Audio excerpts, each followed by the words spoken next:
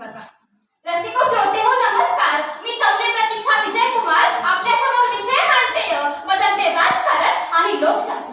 अहो गोष्ट आहे स्वातंत्र्याची, ज्यावेळी देशाचे पहिले पंतप्रधान पंडितजी नेहरू सभा संपन्न करून विचारपीठावरून खाली उतरत असताना एक वृद्ध महिला त्यांची गळफास पकडते आणि त्यांना प्रश्न करते की अरे जवाहर या देशाच्या स्वातंत्र्यासाठी तूही लढा दिलास, तो मीही लढा दिला.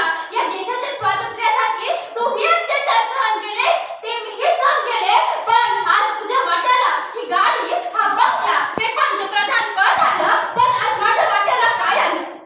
त्यावेळी पंडितजी नेहरू उत्तर देत असताना म्हणतात, आजीबाई तुमच्या खोपटातला अंधार मी नक्कीच एक दिवस दूर करल, पण तुम्ही मला आज विचारताय ना या देशाच्या लोकशाहीनं काय दिलं, तर ऐका, या हजारोंच्या गर्दीमधून तुम्ही खालून इथपर्यंत आलात आणि या देशाच्या पंतप्रधानांची गळफास पकडून त्यांना प्रश्न विचारताय. अर्थातच या देशाच्या लोकशाहीने आपल्याला प्रश्न विचारायचा अधिकार दिलाय.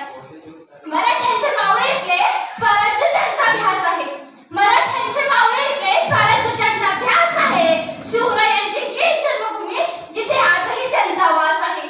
काय होतं तुमच्या राज्यात असं म्हणणारी माणसंच बेंडोक आहे. अहो आपल्याला कुणाची काय गरज?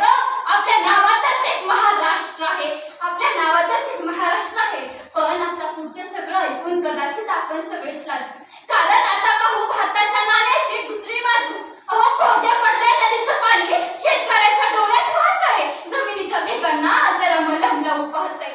महिलांच्या सुरक्षेला काळा ढग घातलाय, बलात्कारांच्या संख्येने तर आभाळच घातलंय. अहो सरळ मार्गाने काही होत नाही, इथं डावच खेळावे लागतात. अहो कुठलंही काम व्हायला इथं बशिलेच मागतात. बाजूला राहिले हे रस्त्याचे खड्डे आणि त्यात पडून राहिली जनता. जबाबदारी टाळून गडकरी स्वतःलाच रोडकरी कोणत्या हक्काने म्हणतात. अहो ठिकठिकाणी मातीतच प्लास्टिकचं पेर उगवलंय, तेही काही काळाने प्रदूषणाच्या रूपात उगवलंय. पुसट झाली संस्कृती सारी, उतरलाय सारा साज, कसा होता देश माझा, कसा झालाय आज. अहो पांढऱ्यासकट भातावरतीच भाकर खातो माझा शेतकरी राजा, आणि चटणीवरतीच भाकर खातो माझा शेतकरी राजा. पण अध्यक्ष महोदय मला तुम्हाला विचारायचंय हो, अहो भ्रष्टाचारी नेत्यांची फुगून होतेच कशी हो 56 इंच छाती. अहो माझा बाप 112 इंच फुगवतो, करतो काय तर इमानदारीने जगतो आणि मला इमानदारी शिकवतो. अहो आपल्या बापाचं आर्थिक बजेट बिघडू नये म्हणून संपत आलेली साबणाची चिपळी नव्या साबणाला चिकटवणारी आपली आईच असते हो किती साधी. आणि मी चहा विकला सांगून लाखोंचा कोट घालतात मोदी. अहो मला सांगा कोणता चहावाला लाखोंचा कोट घालतो का?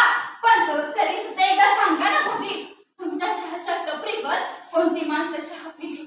आज आपण पाहतोय फॅनरीतील चव्याच्या हातातील दगड सैराटच्या विहिरीमध्ये टाकून जातीयतेचा गाळ बाहेर काढणाऱ्या नागराज मंजुळेंच्या सैराटला विरोध होतोय. कारण आज जर आम्हाला अधिकारांचा प्रश्न विचारला जातो तर आम्हाला संविधान पाहिजे असतं आणि आम्हाला ओळख सांगण्याचा प्रश्न येतो तेव्हा आम्हाला जाती धर्म विचारला जातो. ही सर्वात मोठी वास्तुस्थिती आहे.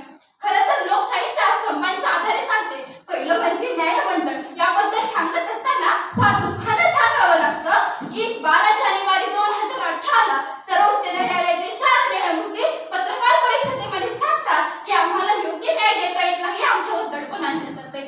दुसरा स्तंभ कायदे मंडळ. अर्थातच योग्य कायदे बनवणं, पण अजूनही माझ्या शेतकरी बापाला पीक भावाचा कायदा मिळाला नाही याची मात्र खंत वाटते.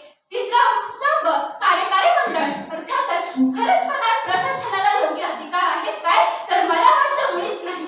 कारण आज कितीतरी तुकाराम मुंडेंसारखे कर्तव्यदक्ष अधिकारी योग्य भूमिका बजावायला बघतात, पण त्यांना एका जागेवरून दुसऱ्या जागी फेकले जाते.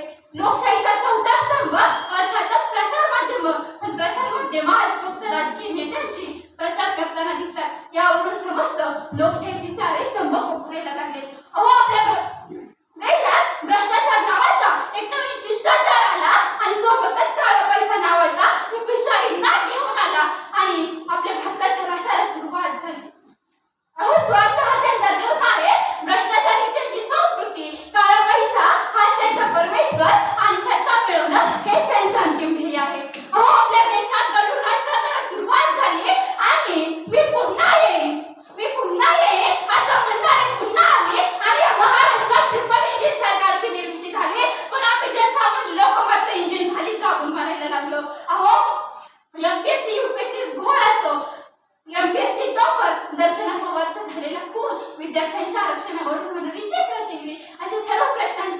उत्तर आणि यावर म्हणावं असं वाटतं, आता कुठं आहे ते सूत्र आता जे देतात रोज घडामोडी ताजा?